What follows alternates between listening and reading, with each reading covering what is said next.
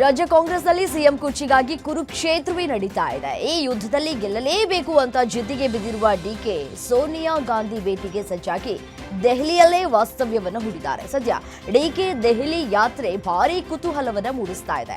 High command ಮುಂದೆ ಹಲವು ವಿಚಾರ ಪ್ರಸ್ತಾಪಕ್ಕೆ ಡಿಕೆಶಿ ಅಂತೂ ಸಜ್ಜಾಗಿದ್ದಾರೆ. ಈ ವೇಳೆ ನಾಯಕತ್ವ ಗೊಂದಲ ಇತ್ಯರ್ಥಕ್ಕಾಗಿ ಒತ್ತಡ ಹೇರಲಿದ್ದಾರೆ. ಸಿಎಂ ಪಟ್ಟ ಕೊಡಲೇಬೇಕು ಅಂತ ಬಿಗಿ ಪಟ್ಟು ಹಿಡಿಯುವ ಸಾಧ್ಯತೆಗಳಿವೆ.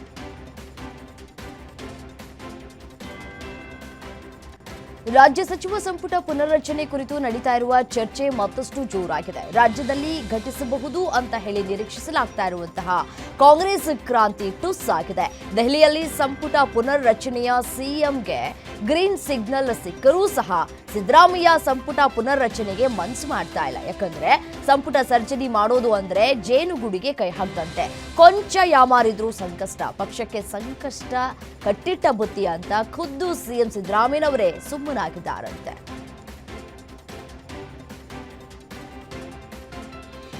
Bengaluru rowdy sheeter Shivaprakash alias Biklu Shiva ಕೊಲೆ ಪ್ರಕರಣದ ಆರೋಪಿಯಾಗಿರುವ ಬಿಜೆಪಿ ಶಾಸಕ ಭೈರತಿ ಬಸವರಾಜ್ ಸಲ್ಲಿಸಿದ್ದ ನಿರೀಕ್ಷಣಾ ಜಾಮೀನು ಹೈಕೋರ್ಟ್ ವಜಾಗೊಳಿಸಿದೆ.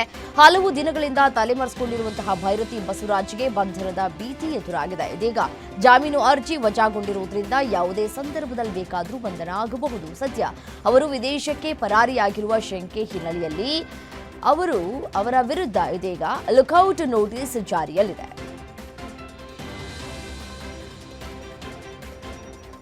ಕಲಬುರಗಿ ಜಿಲ್ಲೆಯಲ್ಲಿ ಕಾಂಗ್ರೆಸ್ ಪಕ್ಷದ ಮುಖಂಡನೊಬ್ಬ ಗನ್ ಹಿಡಿದು ಡ್ಯಾನ್ಸ್ ಮಾಡುವ ವಿಡಿಯೋ ಸಾಮಾಜಿಕ ಜಾಲತಾಣದಲ್ಲಿ ವೈರಲ್ ಆಗಿದೆ. ಅಫ್ಜಲ್ಪುರ ಕ್ಷೇತ್ರದ ಕೈ ಮುಖಂಡ ಮತೀನ್ ಪಟೇಲ್ ಎಂಬಾತ ಗನ್ ಹಿಡಿದು ಪೋಸ್ ಕೊಡುತ್ತಾ ಧುರಂಧರ್ ಹಾಡಿಗೆ ಡ್ಯಾನ್ಸ್ ಮಾಡಿದ್ದಾನೆ. ಗ್ಯಾರಂಟಿ ನ್ಯೂಸ್ ವರದಿ ಬಳಿಕ ಚೌಕು ಠಾಣೆಯಲ್ಲಿ ಸುಮೋಟೋ ಕೇಸ್ ದಾಖಲಾಗಿದೆ.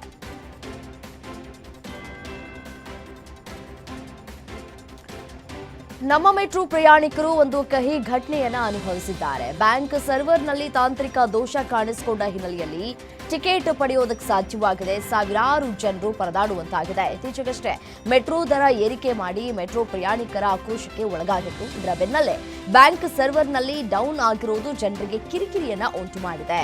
ಯುಪಿಐ ಪೇಮೆಂಟ್, ಬ್ಯಾಂಕ್ ಕಾರ್ಡ್ಗಳ ಮೂಲಕ ಟಿಕೆಟ್ ಖರೀದಿಸುವ ಪ್ರಕ್ರಿಯೆಯಲ್ಲಿ ತಾಂತ್ರಿಕ ಅಡಚಣೆ ಉಂಟಾಗಿದೆ.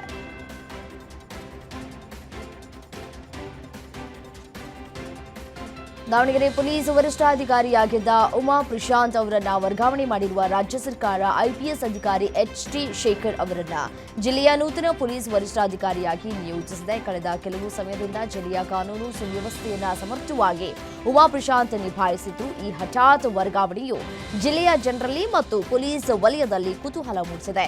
ಸರ್ಕಾರವು ಆಡಳಿತಾತ್ಮಕ ದೃಷ್ಟಿಯಿಂದ ಈ ಮಹತ್ವದ ಬದಲಾವಣೆ ಮಾಡಿದೆ ಅಂತ ಮೂಲಗಳಿಂದ ಮಾಹಿತಿ ಸಿಗ್ತಾ ಇದೆ.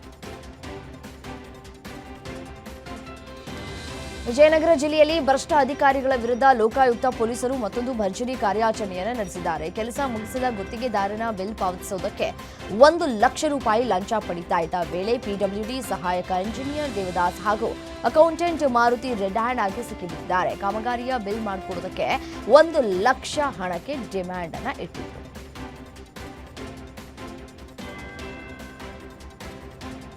ಚಿತ್ರದುರ್ಗದ ಮೊಳಕಾಲ್ಮೂರು ತಾಲೂಕಿನ ದೇವಸಮುದ್ರ ಗ್ರಾಮದ ಮೊರಾರ್ಜಿ ಶಾಲೆಯ ಮಕ್ಕಳು ನೊಣಗಳ ಕಾಟಕ್ಕೆ ಹೈರಾಣಾಗಿದ್ದಾರೆ. ಶಾಲೆಯ ಪಕ್ಕದ 300 ಮೀಟರ್ ದೂರದಲ್ಲಿರುವ 5-6 ಕೋಳಿ ಫಾರ್ಮ್ಗಳಿವೆ. ಇನ್ನು ಈ ವಾಸನೆಯಿಂದ ಶಾಲೆಗೆ ರಾಶಿ ರಾಶಿ ನೊಣಗಳು ಎಂಟ್ರಿ ಆಗ್ತಿವೆ. ನೊಣಗಳ ಕಾಟಕ್ಕೆ ಶಾಲಾ ವಿದ್ಯಾರ್ಥಿಗಳು ರೋಸ್ ಹೋಗಿದ್ದಾರೆ. ಕೂಡಲೇ ಪೌಲ್ಟ್ರಿ ಫಾರಂ ಸ್ಥಳಾಂತರಕ್ಕೆ ಸಾರ್ವಜನಿಕರು ಒತ್ತಾಯಿಸ್ತಾ ಇದ್ದಾರೆ. ಕಂಡೂ ಕಾಣದಂತೆ ತಾಲೂಕು ಆಡಳಿತ ಇದೀಗ ಕಣ್ಮುಚ್ಕೊಂಡು ಕೂತಿದೆ. ದೊಡ್ಡಮ್ಮ ಕೆಲಸ ಮಾಡ್ತಾ ಇದ್ದ ಮನೆಗೆ ಯುವಕನೊಬ್ಬ ಕನ್ನ ಹಾಕಿದ್ದಾನೆ. ಈ ಘಟನೆ ಬೆಂಗಳೂರಿನ ಬಸವನಗುಡಿ ಠಾಣಾ ವ್ಯಾಪ್ತಿಯಲ್ಲಿ ನಡೆದಿದೆ. ಮನೆಯಲ್ಲಿದ್ದಂತಹ 241 ಗ್ರಾಂ ಚಿನ್ನಾಭರಣ, 2.8 ಕೆಜಿ ಬೆಳ್ಳಿ, 1.3 ಲಕ್ಷ ನಗದು ಕಳ್ಳತನ ಮಾಡಲಾಗಿದೆ. ಆರೋಪಿ ಶರತ್ನನ್ನ ಬಂಧಿಸುವಲ್ಲಿ ಯಶಸ್ವಿಯಾಗಿದ್ದಾರೆ. ಬಂಧಿತರಿಂದ ಕಳುವಾದ ಎಲ್ಲ ಚಿನ್ನ, ಬೆಳ್ಳಿ ಮತ್ತು ನಗದನ್ನ ವಶಪಡಿಸಿಕೊಳ್ಳಲಾಗಿದೆ.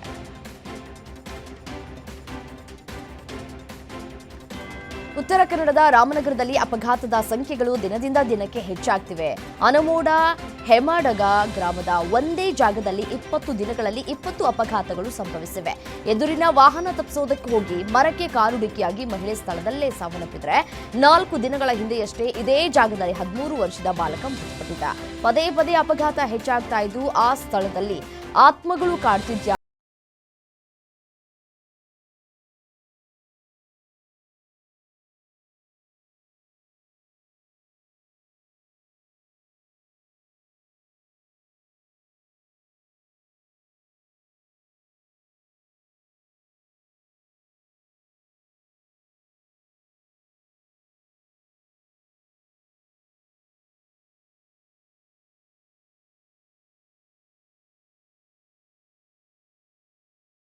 ಅಂತಹ ಮಹಿಳೆ ಸೇರಿ 8 ಮಂದಿ ವಿದೇಶಿ ಪ್ರಜೆಗಳನ್ನ ಸಂಜಯನಗರ ಠಾಣೆ ಪೊಲೀಸರು ವಶಪಡಿಸಿದ್ದಾರೆ. ಕ್ಯಾಮರೂನ್ ದೇಶದ 5 ಹಾಗೂ ಸುಡಾನ್ ದೇಶದ 3 ವಶಕ್ಕೆ ಪಡೆಯಲಾಗಿದೆ. 4 ವರ್ಷಗಳ ಹಿಂದೆ ವಿದ್ಯಾರ್ಥಿ ವೀಸಾದ ಅಡಿ ನಗರಕ್ಕೆ ಬಂದಿದ್ದಂತಹ ವಿದೇಶಿ ಪ್ರಜೆಗಳು ವೀಸಾ ಅವಧಿ ಮುಕ್ತಾಯಗೊಂಡಿದ್ದರೂ ಭೂಪಸಂದ್ರದಲ್ಲಿ ವಾಸವಾಗಿದ್ದರು. ಕಾನೂನು ಪ್ರಕ್ರಿಯೆ ಪೂರ್ಣಗೊಳಿಸಿ ಅವರ ದೇಶಕ್ಕೆ ವಾಪಸ್ ಕಳುಹಿಸಲಾಗುತ್ತದೆ ಅಂತ ಪೊಲೀಸರು ಮಾಹಿತಿಯನ್ನು ನೀಡಿದ್ದಾರೆ. ಮೈಸೂರಿನ ಹಿನಕಲ್ ಪ್ರದೇಶದಲ್ಲಿ ಮಾನವೀಯತೆಯನ್ನ ಮರೆಸುವ ಹೀನಾಯ ಘಟನೆ ಬೆಳಕಿಗೆ ಬಂದಿದೆ. ಮೃತ ಯೋಧ ಗಂಗಾಧರ್ ಸಮಾಧಿಯ ಮೇಲೆ ವಾಮಾಚಾರ ಮಾಡಲಾಗಿದೆ. ಕಳೆದ 15 ದಿನಗಳ ಹಿಂದೆ ಕ್ಯಾನ್ಸರ್ನಿಂದ ಗಂಗಾಧರ್ ಮೃತಪಟ್ಟಿದ್ರು. ಕಳೆದ ಭಾನುವಾರ ಹುಣ್ಣಿಮೆ ದಿನದಂದು ಗಂಗಾಧರ್ ಕುಟುಂಬಸ್ಥರು ಸಮಾಧಿಗೆ ಪೂಜೆಯನ್ನ ಸಲ್ಲಿಸುವುದಕ್ಕೆ ಹಿನಕಲ್ ಸ್ಮಶಾನಕ್ಕೆ ತೆರಳಿದಂತಹ ಸಂದರ್ಭದಲ್ಲಿ ಘಟನೆ ಬೆಳಕಿಗೆ ಬಂದಿದೆ. ಈ ಸಂಬಂಧ ಮೈಸೂರಿನ ವಿಜಯನಗರ ಪೊಲೀಸ್ ಠಾಣೆಯಲ್ಲಿ ಪ್ರಕರಣ ದಾಖಲಾಗಿದ್ದು ಪೊಲೀಸರು ತನಿಖೆಯನ್ನು ಕೈಗೊಂಡಿದ್ದಾರೆ.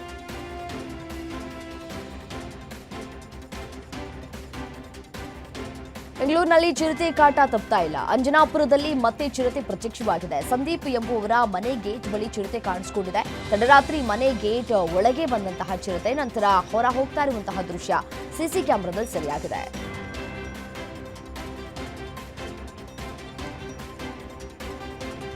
ಕರ್ನಾಟಕ ಸಾಬೂನು ಮಾರ್ಜಕಗಳ ನಿಯಮಿತ ತಯಾರಿಸುವ ಉತ್ಪನ್ನಗಳಿಗೆ ನಟಿ ತಮನ್ನಾ ಭಾಟಿಯಾ ಪ್ರಚಾರ ರಾಯಭಾರಿಯಾಗಿದ್ದಾರೆ. ಬೆಂಗಳೂರಿನ ಖಾಸಗಿ ಹೋಟೆಲ್ನಲ್ಲಿ ನಡೆದ ಅದ್ದೂರಿ ಸಮಾರಂಭದಲ್ಲಿ ನಟಿ ತಮನ್ನಾ ಭಾಟಿಯಾ ಮೈಸೂರು ಸ್ಯಾಂಡಲ್ ಸೋಪ್ನ ಉತ್ಪನ್ನಗಳನ್ನು ಬಿಡುಗಡೆಗೊಳಿಸಿದ್ರು. ಈ ವೇಳೆ ತಮನ್ನಾ ರಾಯಭಾರಿಯಾಗಿ ಆಯ್ಕೆಯಾಗಿದ್ದಕ್ಕೆ ಸಂತಸವಾಗ್ತಾ ಇದೆ. ಇನ್ನು ಎಂಬಿ ಪಾಟೀಲ್ ಕೆಎಸ್ಡಿಎಲ್ ಸಂಸ್ಥೆಯ ವಾರ್ಷಿಕ ವಹಿವಾಟನ್ನ 2030 ಹೊತ್ತಿಗೆ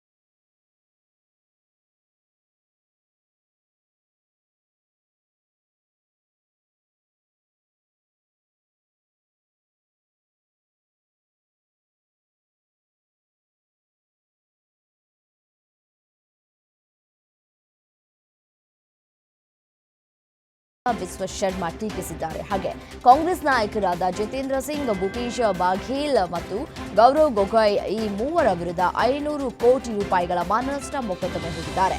ಯಾವುದೇ ಪುರಾವೆಗಳು ಇಲ್ಲದೆ ತಮ್ಮ ವಿರುದ್ಧ ಭೂ ಕಬಳಿಕೆಯ ಆರೋಪ ಮಾಡಿದ್ದಕ್ಕಾಗಿ ಅಸ್ಸಾಂ ಮುಖ್ಯಮಂತ್ರಿ ಮಾನನಷ್ಟ ಮೊಕದ್ದಮೆ ಹೂಡುವುದಾಗಿ ಘೋಷಿಸಿದ್ದಾರೆ.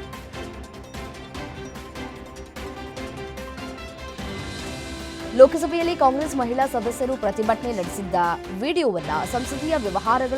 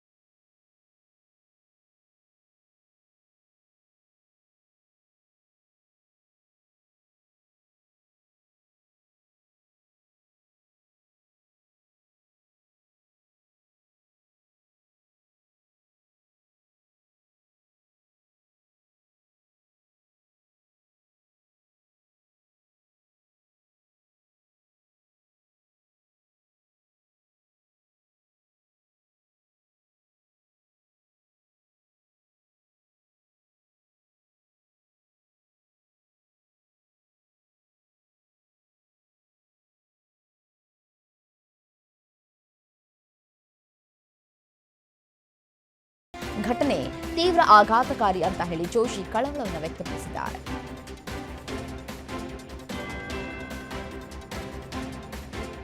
ಎನ್ಸಿಪಿಯ ಹಿರಿಯ ನಾಯಕಿ ಸುನೇತ್ರಾ ಪವಾರ್ ಇಂದು ಮಹಾರಾಷ್ಟ್ರದ ಡಿಸಿಎಂ ಆಗಿ ಅಧಿಕೃತವಾಗಿ ಅಧಿಕಾರವನ್ನು ವಹಿಸಿಕೊಂಡಿದ್ದಾರೆ. ಸಚಿವಾಲಯಕ್ಕೆ ಆಗಮಿಸಿ ತಮ್ಮ ಕೆಲಸವನ್ನು ಆರಂಭಿಸಿದ್ದಾರೆ.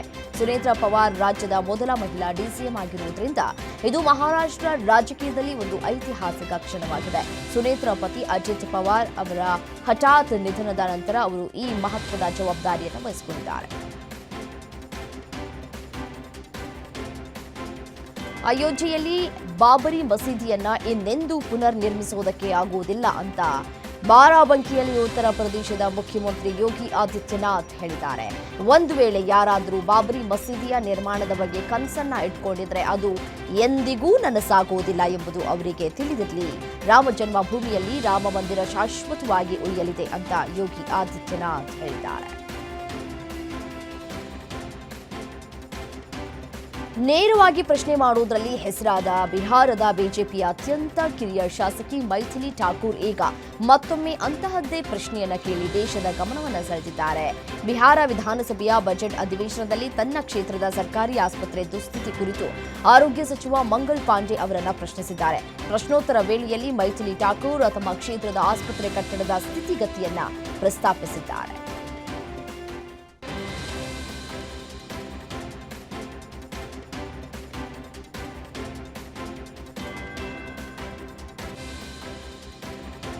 ಇನ್ನೂ ಪ್ರಕಟವಾಗದ ತಮ್ಮ ಆತ್ಮಚರಿತ್ರೆಯ ಸುತ್ತ ಹೆಚ್ಚುತ್ತಾ ಇರುವಂತಹ ವಿವಾದಗಳ ಮಧ್ಯೆ ಮಾಜಿ ಸೇನಾ ಮುಖ್ಯಸ್ಥ ಜನರಲ್ ಎಂಎಂ ನರವಾಣೆ ಅವರು ಪ್ರಕಾಶಕರಾದ ಪೆಂಗ್ವಿನ್ನ ಹೇಳಿಕೆಯನ್ನ ಮರು ಹಂಚಿಕೊಳ್ಳುವ ಮೂಲಕ ಮೌನ ಮುರಿದಿದ್ದಾರೆ. ಇದು ಪುಸ್ತಕದ ಸ್ಟೇಟಸ್ ಅಂತ ಜನರಲ್ ನರವಾಣೆ ಎಕ್ಸ್ನಲ್ಲಿ ಪೋಸ್ಟ್ ಮಾಡಿದ್ದಾರೆ. ನರವಾಣೆ ಅವರ ಆತ್ಮಚರಿತ್ರೆ 4 ಸ್ಟಾರ್ಸ್ ಆಫ್ ಡೆಸ್ಟಿನಿಯ ವಿಶೇಷ ಪ್ರಕಾಶನ ಹಕ್ಕುಗಳ ಬಗ್ಗೆ ಪೆಂಗ್ವಿನ್ ರಾಂಡಮ್ ಹೌಸ್ ಇಂಡಿಯಾ ನಿನ್ನೆ ಸ್ಪಷ್ಟೀಕರಣವನ್ನ ಕೂಡ ನೀಡಿದ್ದು ಆ ಪುಸ್ತಕವನ್ನ ಪ್ರಕಟಿಸಲಾಗಿಲ್ಲ ಅಂತ ಹೇಳಿದೆ.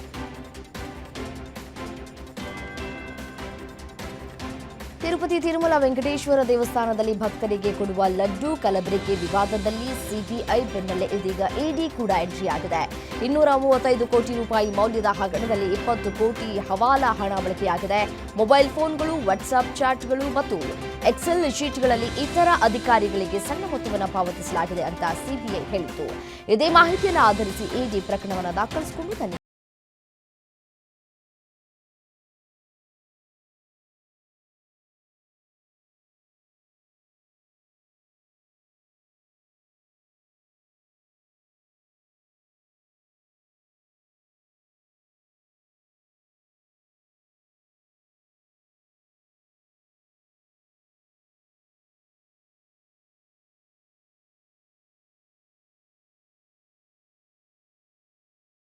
ಸುಪ್ರೀಂ ಕೋರ್ಟ್ ಎತ್ತಿ ಹಿಡಿದಿದೆ.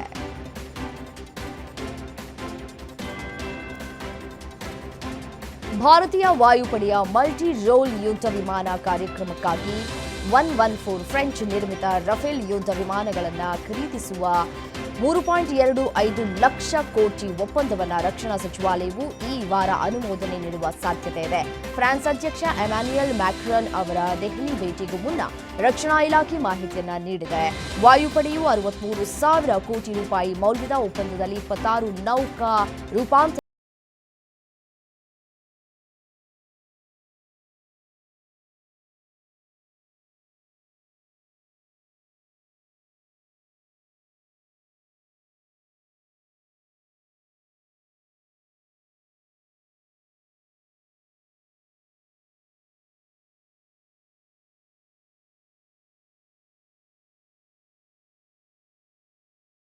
ಟಿಕೆಟ್ಗಳು, ಪ್ಲಾಟ್ಫಾರ್ಮ್ ಟಿಕೆಟ್ಗಳು ಮತ್ತು ಸೀಸನ್ ಟಿಕೆಟ್ಗಳನ್ನು ಬುಕ್ ಮಾಡಬಹುದಾಗಿದೆ.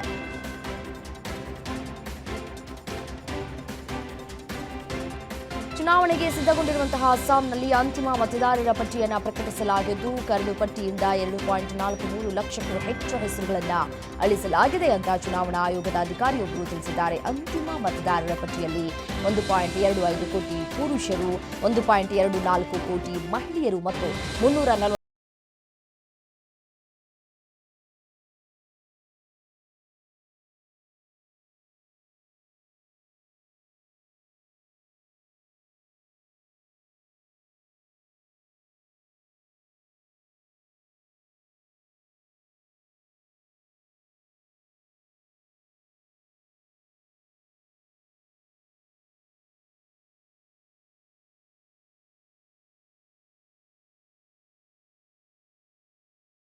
24 ಕ್ಯಾರೆಟ್ ಚಿನ್ನದ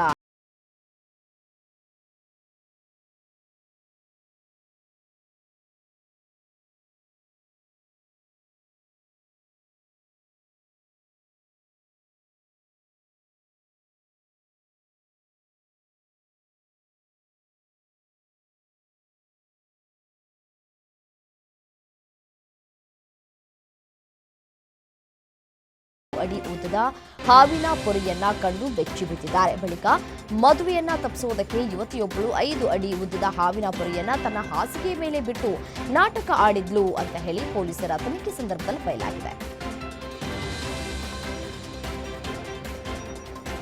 ಅಯೋಧ್ಯೆಯ ರಾಮ ಮಂದಿರದ ಮೇಲೆ ದಾಳಿ ನಡೆಸುವುದಕ್ಕೆ ಸಂಚು ರೂಪಿಸಿದ ಆರೋಪದ ಮೇಲೆ ಬಂಧನಗೊಂಡಿದ್ದ ಆರೋಪಿಯನ್ನ ಫರೀದಾಬಾದ್ ಜೈಲಿನಲ್ಲೇ ಸಹ ಕೈದಿಯೊಬ್ಬ ಕೊಲೆ ಮಾಡಿದ್ದಾನೆ. ಅಬ್ದುಲ್ ರೆಹಮಾನ್ ಕೊಲೆಯಾದ ಆರೋಪಿಯಾಗಿದ್ದು, ಜೈಲಿನಲ್ಲಿದ್ದಂತಹ ಕಾಶ್ಮೀರಿ ಯುವಕ ಅರುಣ್ ಚೌಧರಿ ಹರಿತವಾದ ವಸ್ತುವಿನಿಂದ ಹಲ್ಲೆ ನಡೆಸಿ ಹತ್ಯೆಯನ್ನು ಮಾಡಿದ್ದಾನೆ.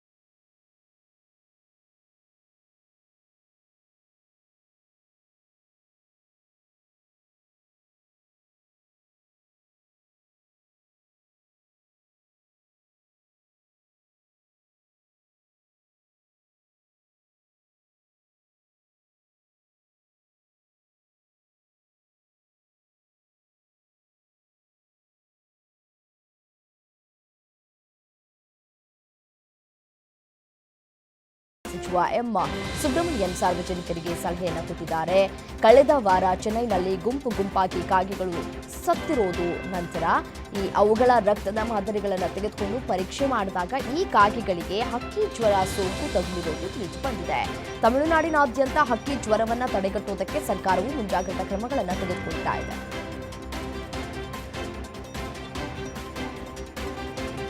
ಬಾಂಗ್ಲಾದೇಶದ ಸಾರ್ವತ್ರಿಕ ಚುನಾವಣೆಗೆ ಕೇವಲ 2 ದಿನಗಳ ಮೊದಲು ಅಮೆರಿಕ ದೊಡ್ಡ ಉಡುಗೊರೆ ನೀಡಿದೆ. ಅಮೆರಿಕ ಮತ್ತು ಬಾಂಗ್ಲಾದೇಶ ವ್ಯಾಪಾರ ಒಪ್ಪಂದಕ್ಕೆ ಸಹಿ ಹಾಕಿವೆ. ಈ ಒಪ್ಪಂದದ ಪ್ರಕಾರ ಅಧ್ಯಕ್ಷ ಡೊನಾಲ್ಡ್ ಟ್ರಂಪ್ ಆಡಳಿತ ಬಾಂಗ್ಲಾದೇಶದ ಸರಕುಗಳ ಮೇಲಿನ ಸುಂಕ ರಿಯಾಯಿತಿ ನೀಡಿದ್ದಾರೆ. ಬಾಂಗ್ಲಾದೇಶದ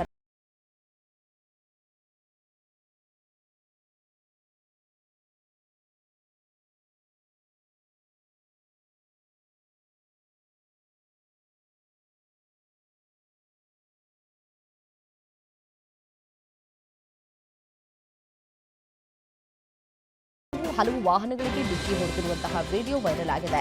ಒಂದೇ ಎಂಜಿನ್ ಹೊಂದಿರುವಂತಹ ವಿಮಾನವು ಜನನಿಬಿಡ ರಸ್ತೆಯಲ್ಲಿ ಅಪಘಾತಕ್ಕೀಡಾಗಿ 3 ವಾಹನಗಳಿಗೆ ಡಿಕ್ಕಿ ಹೊಡೆದಿದೆ. ಕೆಲವರಿಗೆ ಸಣ್ಣಪುಟ್ಟ ಗಾಯಗಳಾಗಿದ್ದು, ಯಾರಿಗೂ ಗಂಭೀರವಾಗಿ ಗಾಯಗಳಾಗಿಲ್ಲ ಎನ್ನುವಂತಹ ಮಾಹಿತಿ ಲಭ್ಯವಾಗ್ತಾ ಇದೆ.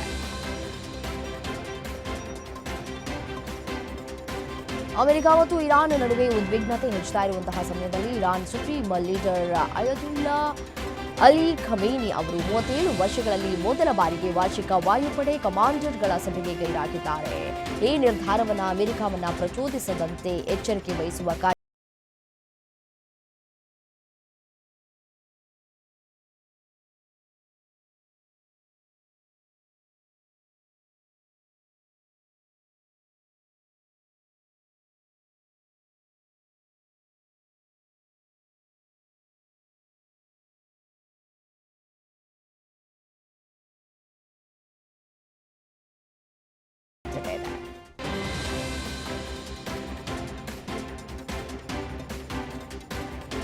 ಅಂತಾರಾಷ್ಟ್ರೀಯ ಮಟ್ಟದಲ್ಲಿ ಪಾಕಿಸ್ತಾನ ಮತ್ತೆ ಮುಖಭಂಗವನ್ನ ಅನುಭವಿಸಿದೆ.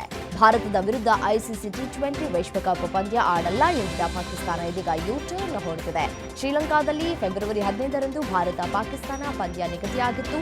ಹಲವು ದಿನಗಳ ಬಹಿಷ್ಕಾರದ ನಾಟಕ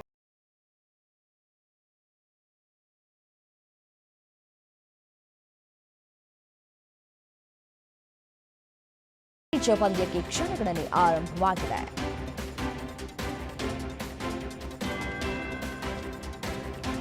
ಐಸಿಸಿ ಟಿ20 ವಿಶ್ವಕಪ್ನಲ್ಲಿ ಭಾರತ ವಿರುದ್ಧದ ಪಂದ್ಯದ ಬಹಿಷ್ಕರಿಸಿರುವ ಪಾಕಿಸ್ತಾನ ತನ್ನ ನಿರ್ಧಾರದಿಂದ ಹಿಂದೆ ಸರಿದ ಬೆನ್ನಲ್ಲೇ ಪಂದ್ಯದ ವೇಳೆಯ ಜಾಹೀರಾತು ಬೆಲೆ ಗಗನಕ್ಕೇರಿದೆ. ಪ್ರತಿ 10 ಸೆಕೆಂಡ್ ಸ್ಲಾಟ್ಗಳ ಮೌಲ್ಯ ಬರೋಬ್ಬರಿ 40 ಲಕ್ಷದವರೆಗೆ ಸಾಗಬಹುದು ಅಂತ ಅಂದಾಜಿಸಲಾಗಿದೆ. ಪಂದ್ಯ ನಡೆಯದಿದ್ರೆ 250 ಕೋಟಿಯ ಜಾಹೀರಾತು ನಷ್ಟದ ಆತಂಕ ಪ್ರಸಾರಕರಿಗೆ ಎದುರಾಗಿತ್ತು. ಇದೀಗ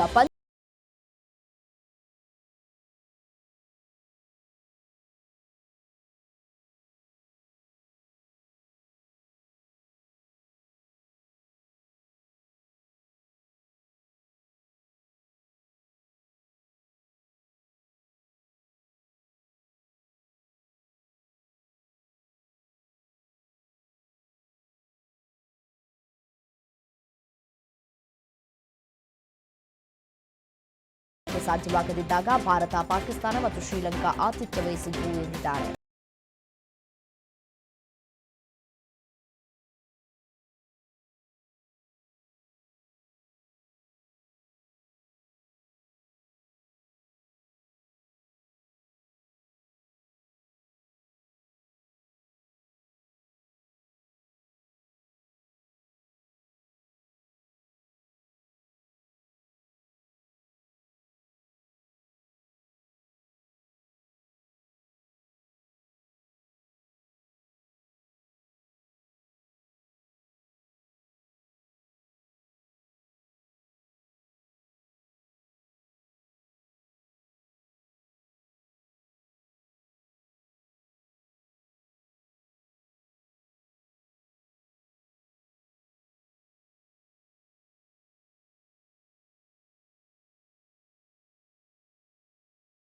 ನಲ್ಲಿ ವಾಯ್ಸ್ ಮೆಸೇಜ್ ಕಳುಹಿಸಿ ಬೆದರಿಕೆ ಹಾಕಲಾಗಿದೆ ಅಂತ ಪೊಲೀಸರು ತಿಳಿಸಿದ್ದಾರೆ.